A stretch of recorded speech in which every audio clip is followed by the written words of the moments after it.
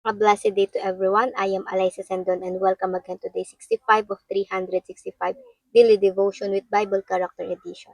At ngayong araw nga po ay February 3, 2026. And ngayong araw mapag-uusapan natin yung patungkol sa relasyon. O yung ang relasyon mo ba ngayon ay komplikado. Because today we are talking about Jacob complicated relationship. Now for the concept by Pastor Russell, Jacob's marriage to Leah and Rachel. God's design and human failure. Jacob wanted to marry Rachel because he loved her. He worked 7 years for her, but on the wedding night, Laban decided him and gave Leah instead. Later, Jacob also married Rachel, so nagkaroon siya ng dalawang asawa. His family began with love but also with lies, favoritism, and pain. Jacob marriage show us God's design for marriage and also where people make serious mistake. Even so, God did not abandon Jacob. God worked through his broken situation to continue his promise. This story reminds us that God's plan moves forward even when people fail, but sin always brings sorrows. Now, para naman sa ating scripture reading, ito po ay mababasa natin sa Genesis 29, verse 15 to 27. So, let's start with the verse 15. And it says, Laban said to him, Just because you are a relative of mine, should you work for me for nothing? Tell me what your wages should be. Now, Laban had two daughters. The name of the older was Leah, and the name of the younger was Rachel. Leah had weak eyes, but Rachel had a lovely figure and was beautiful. So, ang nagustuhan ni Jacob ay si Rachel. Talon po tayo dun sa verse 25. When morning came, there was Leah. So Jacob said to Laban, What is this you have done to me? So, etong si Jacob kasi ay nagserbisyo siya dito kay Laban para kay Rachel. But eto nga pong ginawa ni Laban ay parang binitrade niya, niloko niya si Jacob. Ibinigay niya yung sister ni Rachel.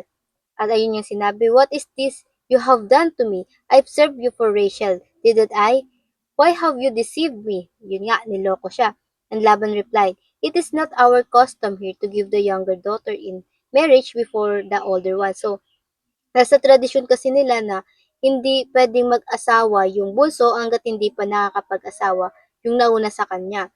Finish this daughter's bridal week, then we will give you the younger one, and also in return for another 7 years of work. So, para makuha ni Jacob itong si Rachel ay nagtrabaho siya another 7 years. So, bale 14 years siyang nagtrabaho for Rachel. And ayun nga nagkaroon sila, so yung magkapatid ay naging para magka-rival sila doon kay Abraham. And now para naman sa ating katuruan, number 1, what is legal or cultural does not always mean moral. Again, legal at cultural pero hindi ayon sa standard ng Diyos. Sa kanila, legal 'yon na magkakaroon ng maraming asawa at lalo na nagkapatid pa sila. Pero sa standard ng Diyos ay hindi ito moral.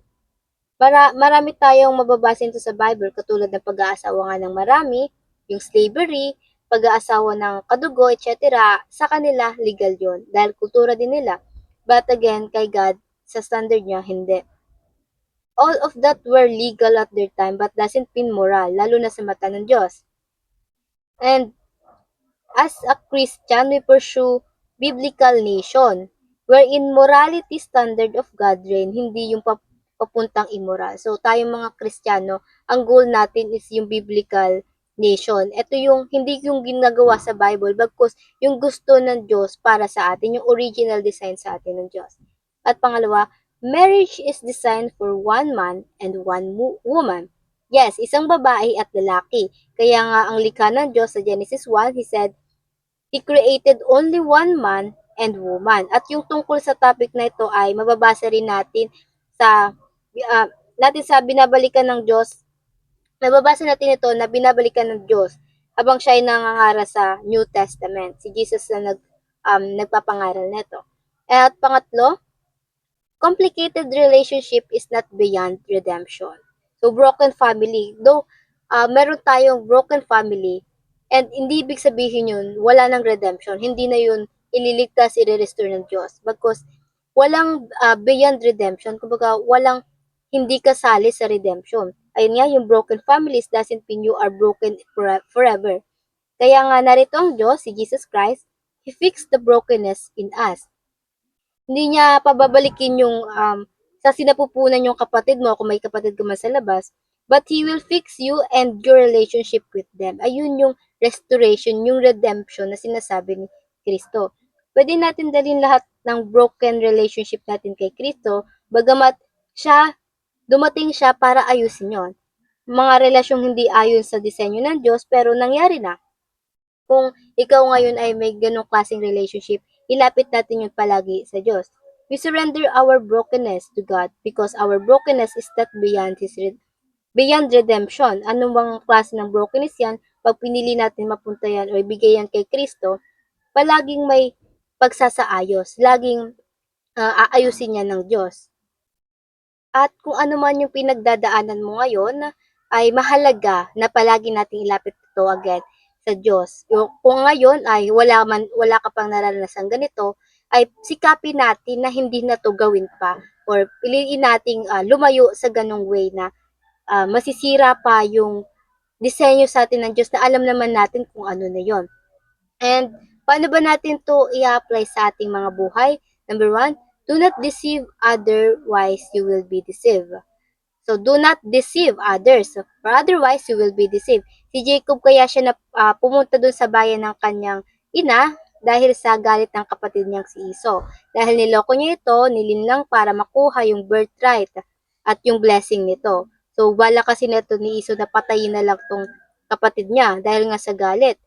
Kaya napunta siya doon sa bayan ng kanyang ina at ito nga po si Laban.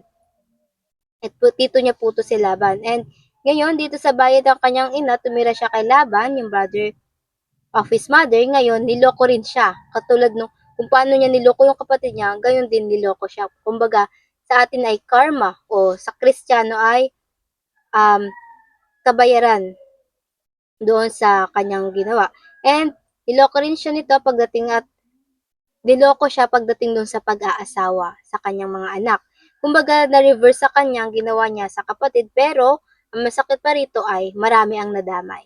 Ito nga yung buhay ni Leah and Rachel at yung mga servant. At pangalawa, i-apply natin to by entrust your relationship to God for redemption. Broken or not, ipaalalim natin iyon kay Kristo. Yung relasyon natin kay Kristo, gawin nating Christ-centric ang bawat relasyon natin. Sa family man niya, sa friend, or sa partner mo, always choose Christ at the center. Because in Jesus Christ, where there is brokenness, there is healing as well, restoration, and redemption. And in any case, anumang relasyon na meron ka, kung hindi disenyo yan ng Diyos or yung nararanasan mo ay taliwas na doon sa disenyo ng Diyos ay ilapit natin again. Nandiyan na, nangyari na, ilapit na lang natin sa Diyos, isurrender natin yung relationship natin to God to find healing and redemption. Dahil sa Panginoon, walang late. Kahit gano'n man yan katagal nangyari na, walang late sa Panginoon basta isurrender mo to sa Kanya. At pangalawa, make a promise to be faithful to only one spouse, asawa. Faithful, hindi lang loyal. Magkaiba kasi yung faithful sa loyal. Kasi pag faithful ka, ito yung tipong kahit gaano karami yan, faithful ka sa isa ka lang tumitingin. Yung loyal, pwedeng, yung loyal, nandiyan lang. Yung partner mo, tutok ka sa partner mo, pero naa-attract ka pa sa iba. So, be faithful and not just loyal. Kumbaga, stick to one. Only one, hindi lang yung desisyon mo. Bagkus lahat ng focus mo, lahat ng paniniwala mo, only doon sa partner mo. Only one. Courtship man yan, be faithful. Especially kapag nasa marriage na. Whatever happen, mawala man yung kagandahan sa partner mo, kapugian, love your spouse o yung spouse mo, your partner faithfully dahil ganun tayo minahal ng Diyos at ganun din dapat tayo magmahal dahil ganun ang disenyo niya sa atin. And kung mapapanatili natin yung disenyo ng Diyos, ay may iwasan natin yung complication. May iwasan natin madamay ang family natin ngayon or in the future na family natin. And kung mangyari man na gano'n na, may nangyari ng brokenness, then ilapit natin sa Diyos. Do not think it is too late because walang huli sa Diyos. There is always healing, redemption, and restoration. At para naman sa ating pagninilay-nilayan, nais ko lang pag-iwan nito. Why should we base our morality on the Bible and not on culture? So bakit mahalaga yung Bible sa atin, na yung law sa Bible, yung utos ng Diyos sa Bible, yung command niya, ay ayun yung sinusunod natin, hindi yung culture, kung ano yung sinasabi ng society natin. At ayun lamang po, before we end, let's have a short prayer and let's pray. Our Father in heaven, we thank you and we glorify you for today's devotion na muli ay pinarinig niyo sa amin ang inyong mga mensahe, Panginoon. Inyong pagpapaalala, Panginoon, sa mga dapat at hindi namin dapat gawin, Panginoon. Lalo na sa pagpasok sa relationship, Panginoon. Panginoon, salamat dahil pinatawad niyo kami sa bagamat kami makasalanan, Panginoon. At hindi lang, Panginoon, ay inililigtas niyo kami, ay ginagaling niyo kami, Panginoon. Ire-restore niyo, Panginoon, ang minsang nasira na, Panginoon. Panginoon, thank you for your love, Panginoon. Tulungan niyo kami lumakad kasama kayo, Panginoon, at hindi nauuna sa inyo, Panginoon. Help us to cling on to you, depend on to you, Lord God, at hindi pa sa aming mga sarili, Panginoon. Kayo nawa ang laging siyang dakilain ng bawat tao sa aming paligid, Panginoon, at makita nawa nila kayo sa bawat ginagawa namin. Panginoon, magliwanag ka sa aming mga daraanan, Panginoon, at makilala ka pa ng iba, Panginoon. Through us, Lord God, in Jesus' name, we thank you and we glorify you forever, Lord God. In Jesus' name, amen and amen and amen. At ayun lamang po, I hope marami tayong natutunan at matututunan pa. See you again tomorrow for our devotion. At I pray na sama-sama sana tayong lumago para sa Panginoon. See you again tomorrow for our devotion. Have a nice day ahead and God bless.